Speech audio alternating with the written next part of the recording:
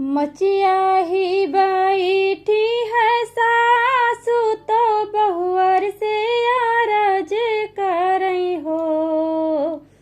मचिया ही बैठी है सासु तो बहुअर से अरज करई हो। बहुअर आंगन में बैठी गोतिनिया निहुरी पैया लागऊ हो। बहुअर आंगन में बैठी गोतिनिया निहुरी पैया लागऊ हो। मचिया ही बैठी है सासु तो बहुअर से अरज करई हो। बहुअर आंगन में बैठी गोतिनिया निहुरी पैया लागऊ हो। बहुअर आंगन में बैठी गोतिनिया निहुरी पैया लागऊ हो। एक ताऊ भारी चुनरिया दूसरे लंबा घूंघट हो। एक ताऊ भारी चुनरिया दूसरे लंबा घूंघट हो। सासु तीसरे में रोवत ललनवा कैसे का पैया लागऊ हो। सासु तीसरे में रोवत ललनवा कैसे का पैया लागऊ हो। खोली देहु भारी चुनरिया ऊपरा करो घूंघट हो। खोली देहु भारी चुनरिया ऊपरा करो घूंघट हो।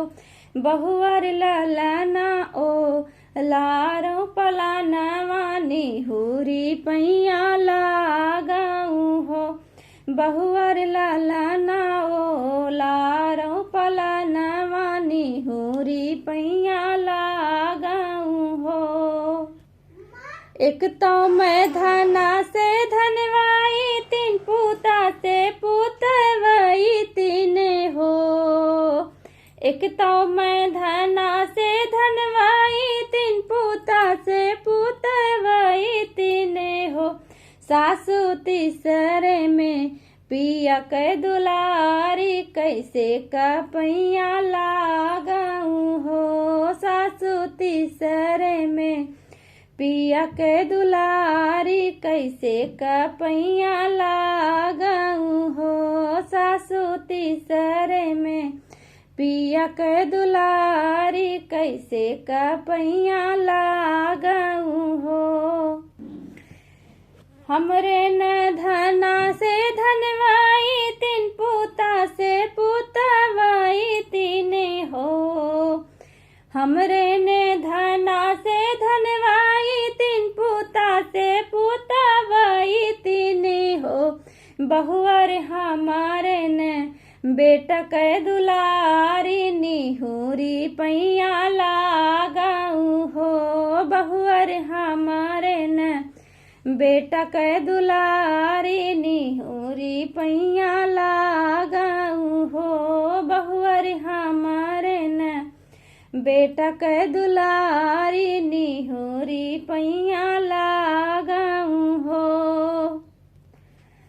तोहरे धना से धनवाई तीन पूता से पूतवई तीन हो। तोहरे धना से धनवाई तीन पूता से पूतवई तीन हो। सासु तोहरे ने बेटा के ललनवा तू ही न पैया लागऊ हो। सासु तोहरे ने बेटा के ललनवा तू ही न पैया लागऊ हो। सासु तोहरे ने बेटा के ललनवा तू ही न पैया लागऊ हो।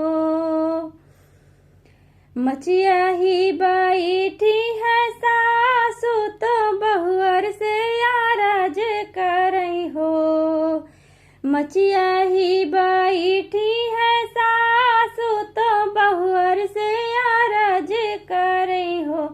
बहुअर आंगन में बैठी गोतिनिया निहुरी पैया लागऊ हो। बहुअर आंगन में बैठी गोतिनिया निहुरी पैया लागऊ हो।